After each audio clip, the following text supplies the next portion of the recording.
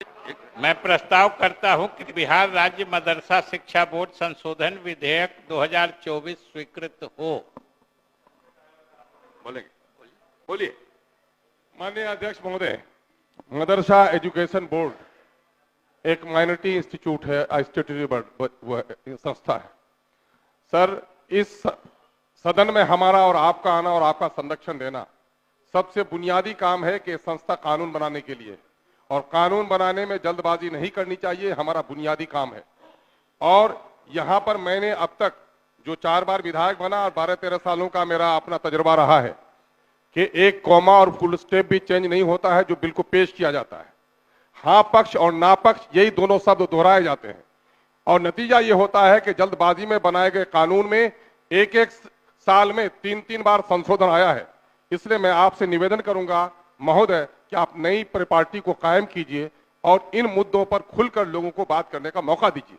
मैं चूंकि माइनॉरिटी से आता हूं और मदरसा एजुकेशन बोर्ड माइनॉरिटी का इदारा है, और संविधान की धारा 30(1) के तहत हमको अपने पसंद के इदारे कायम करने की इजाजत है।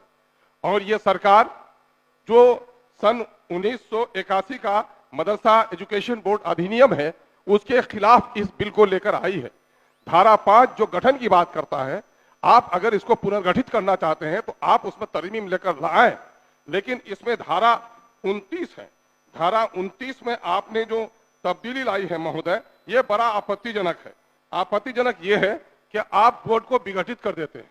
बोर्ड को विघटित करने का आपको हक नहीं होता, और आप बोर्ड को विघटित करने के बाद आप उसमें अपना एडमिनिस्ट्रेटर बहाल करते हैं धारा 6 के मुताबिक। और वो एडमिनिस्ट्रेटर क्या काम करेगा? वो एडमिनिस्ट्रेटर हमारे इस इंस्टीट्यूट को भारत की नई एजुकेशन पॉलिसी से जोड़ने का काम करेगा। और मान्यवर, मैं आपको दिखाना चाहता हूं कि माइनॉरिटी के जो इंस्टीट्यूट हैं उसको यह हक हासिल होता है कि वो अपने पसंद के इदारे कायम करे, और हुकूमत की जिम्मेदारी होती है कि माइनॉरिटी के भाषा और संरक्षण को उपाय दे। महोदय, संरक्षण महोदय, मैं कहता हूं हमारे बनाए गए कानून पर, अरे हमारे बनाए गए कानून पर महोदय, हमारे बनाए, अगर हमारे भाषा को मिटा देना चाहते हैं तो हमारी गर्दनों को काट देने का फैसला अगर लोगों ने कर लिया है तो हम कमजोर है, कर सकते हैं आप।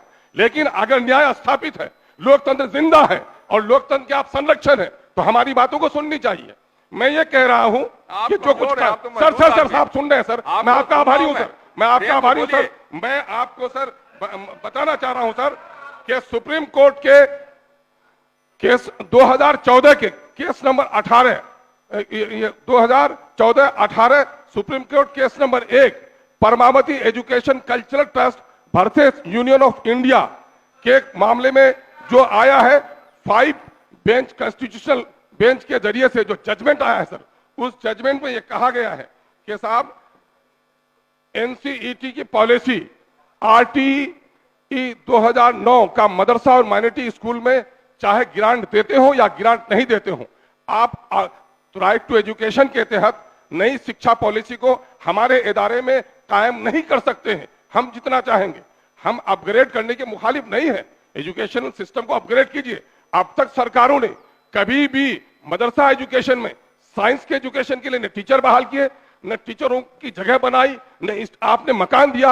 आपको कुछ नहीं करना चाहते हैं, हम आपकी नीयत पर शक नहीं करते हैं, लेकिन पिछले दिनों में हमारी समस्याओं का समाधान नहीं किया है, इसलिए हमारे एजुकेशनल स्ट्रक्चर को आप बर्बाद करना चाहते हैं।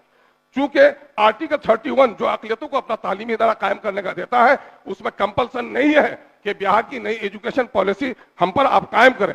आप एडमिनिस्ट्रेटर बहाल कर लेंगे, वो 5 रुपये कमेटी बनाएगा कि किस तरह से 2020 के जो एजुकेशन पॉलिसी को नाफिज किया जाएगा। उसमें एक उर्दू का जानकार रहेगा, बाकी कोई नहीं रहेगा।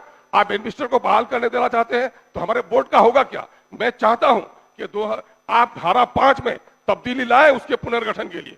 आपने अपने उद्देश्य में भी कहा है कि हम 2020 की नई एजुकेशन पॉलिसी को लाना चाहते हैं, और आपने प्रस्तावना में भी कहा है कि पुनर्गठित और पुनर्संगठित हम करना चाहते हैं। हम इससे इनकार नहीं करते, लेकिन हम चाहते हैं कि धारा 19 में कोई तब्दीली नहीं लाए। अगर धारा 19 में तब्दीली लाएंगे तो सुप्रीम कोर्ट के फैसले के खिलाफ है, भारत के संविधान 30(1) के तहत खिलाफ है।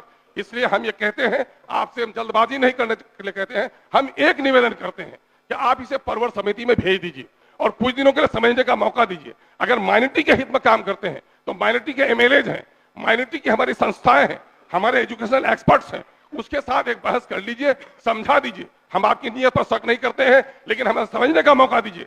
अगर समझने का मौका नहीं देना चाहते हैं, अपनी ताकत के बल पर, अपनी अक्सरियत के बल, मेजोरिटी के बल पर यह कानून पारित करना चाहते हैं, तो इसके माने है कि अकलियतों की जबान, कल्चर, उसकी मजहबी तालीम को खत्म करने की नीयत रखते हैं। और ऐसा मैं समझता हूं आप नहीं होने देंगे। ये चंद बातें आपने मेरी सुनी, बहुत बहुत शुक्रिया। और एक बात आखिर में कहूंगा कि इसमें एक सर आप क्या कर रहे हैं, जब चाहेंगे विघटित कर देंगे। यानी सरकारें जब अलटेंगी, जब पलटेंगी, तो आप तमाम तर संस्थाओं को भी अलटते पलटते रहेंगे आपके मर्जी के मुताबिक।